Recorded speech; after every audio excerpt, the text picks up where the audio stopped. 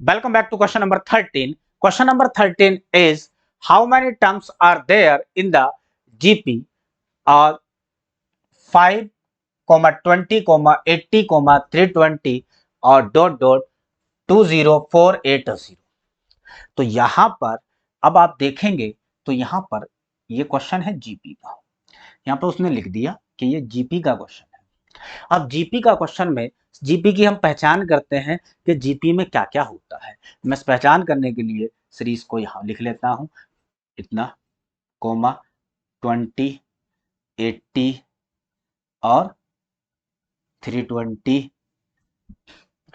Dot dot dot कहां तक गया है 20480 यहां तक गए। अब यहां पर आप देखोगे पहले टर्म्स से दूसरे टर्म्स में जो नंबर है ना वो मल्टीपल में इंक्रीज होते हैं। तो यहां पर देखोगे इसकी मल्टीप्लाई किससे करके आया है 4 की, फिर इससे मल्टीप्लाई की गई है 4 की, और फिर आगे देखोगे तो फिर 4 की मल्टीप्लाई की है, और आगे नंबर आया होगा तो फिर 4 की मल्टी, ऐसे ही ये भी नंबर आया हो किसी नंबर 4 की। और जब कोई सीरीज जो ज्योमेट्रिक सीरीज है या तो वो मल्टीपल में बढ़ रही होगी या डिवाइड होकर घट रही होगी, कम हो रहा होगा, डिक्रीज हो रही होगी, डिवाइड होकर वो डिक्रीज हो रही होगी, तो दोनों केस में वो ज्योमेट्रिक सीरीज होगी। तो ये सीरीज कौन सी है बेटा, मुझे पता चल गया कि ये जो सीरीज है वो है ज्योमेट्रिक सीरीज। तो ज्योमेट्रिक सीरीज में ये मल्टीपल होकर नंबर बढ़ रहे हैं रेगुलर बेसिस पे। अब ये नंबर जब बढ़ रहे हैं तो यहां पर अब ज्योमेट्रिक सीरीज में जो लास्ट वाला टर्म है वो पहले तो मैं लिख देता हूं फार्मूला, वो होता है टी एन ए की ए इंटू आर एन माइनस 1। अब यहां पर इस फार्मूले में क्या क्या चीजें हैं और सीरीज में ये चीजें कहां से आती हैं, इसमें जो एलिमेंट हैं वो क्या क्या है और ये सीरीज में एलिमेंट कहां से आते हैं वो हम देखते हैं।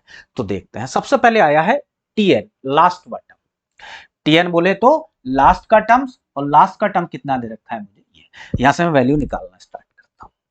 तो टी एन मुझे पता चल गया, लास्ट का टर्म्स अब वो कितना दे रखा है बेटा 20480 लास्ट का टर्म्स। ए यहां पर है तो ए होता है बेटा फर्स्ट टर्म, ए को क्या मान ले रहे हैं फर्स्ट टर्म्स, जो कि क्या है 5। ए क्या है बेटा फर्स्ट टर्म जो है 5। अब ये दो चीजें आ गई। अब यहां पर एक चीज और आई है आर।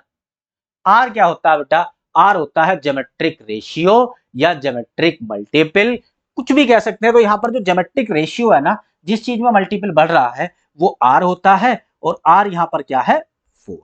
तो आर क्या है, ये है ज्योमेट्रिक रेशियो आर, जिस चीज में मल्टीपल होकर या डिवाइड होकर सीरीज बढ़ती है या फिर घटती है, यानी इंक्रीज होती है या फिर डिक्रीज होती है, तो ऐसी सीरीज, ऐसी उस वैल्यू को कहते हैं ज्योमेट्रिक रेशियो, जिसको आर से डिनोट करते हैं। तो टीएन समझ में आ गया, ए समझ में आ गया, आर समझ में आ गया क्या है, और ये फार्मूला आपके सामने है। अब कुछ नहीं करना, इस वैल्यू को उठाना है, यहां पे लगाना है और कैलकुलेशन करना है बस। चलिए लगाते हैं। यहां पर कितना दे रखा है बेटा 20480 इजकल टू ए कितना दे रखा है यहां पर 5, और आर, आर कितना दे रखा है यहां पर मुझे 4। नंबर ऑफ टर्म्स मुझे बताने हैं n माइनस 1, वो ही मुझे नहीं पता है। यहां पर n मैं लिखना भूल गया था, मैं लिख देता हूं। यहां पर जो n है वो होता है बेटा n is equal to number of terms. Sorry, मैं इसके साथ लिखना भूल गया था, तो आई होप ये समझ में आ गया होगा। n क्या होता है नंबर ऑफ टर्म्स। अब कुछ नहीं करना, इसको सोल्व करना है, जो मेरे पास वैल्यू आई है और n की वैल्यू हो जाएगी। तो आई होप आपको सोल्व करना आता होगा। ये इसको कैलकुलेट करेगा, यह जाएगा 4096 इजकल टू 4n माइनस 1। ये जो है ना 4096, ये बेटा इसका 4 का क्या है मल्टीपल है, 4 का मल्टीपल है, यानी कि मैं इसको अगर लिखना चाहूं तो इसको लिख सकता हूं 4 की पावर 6, और यहां से हो जाएगा 4n माइनस 1। ये इक्वल है तो पावर भी इक्वल होगी। यहाँ पर बहुत ऐसे कैंसिल होते हैं तो बेटा कभी कैंसिल नहीं होता है, दोनों इक्वल है तो पावर भी इक्वल होगी।